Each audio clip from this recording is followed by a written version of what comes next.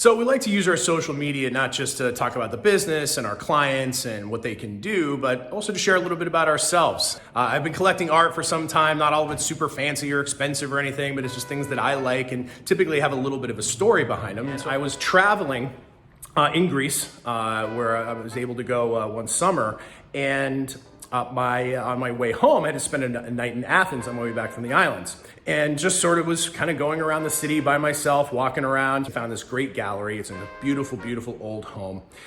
And spent, at the time, quite a bit of time with the artist and his apprentice. The painter's name is Moretis, and does a lot of landscapes. In this case, I love the fact that it was a beautiful seascape, and just the technique with regard to the water and the clouds I thought was pretty neat. So I ended up making what was at the time like the biggest purchase I'd ever made for art. It was super nerve-wracking. Looking back, I think I got a pretty good deal. But it was such a unique experience getting to know the artist and the apprentice, and actually them embracing me for having purchased the paintings. They were super thrilled, and we started a relationship to the point where I returned back to find the gallery again, found it, was absolutely heartbroken when I saw that it had been turned into an ice cream shop.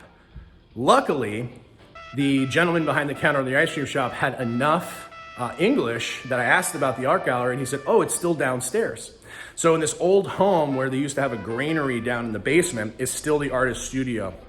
And it had been probably 3 or 4 years since I had been to the gallery. And I go downstairs and we're looking at some of the art, and down comes the apprentice, who I'd gotten to know quite a bit, and with big open arms says, "Eddie!"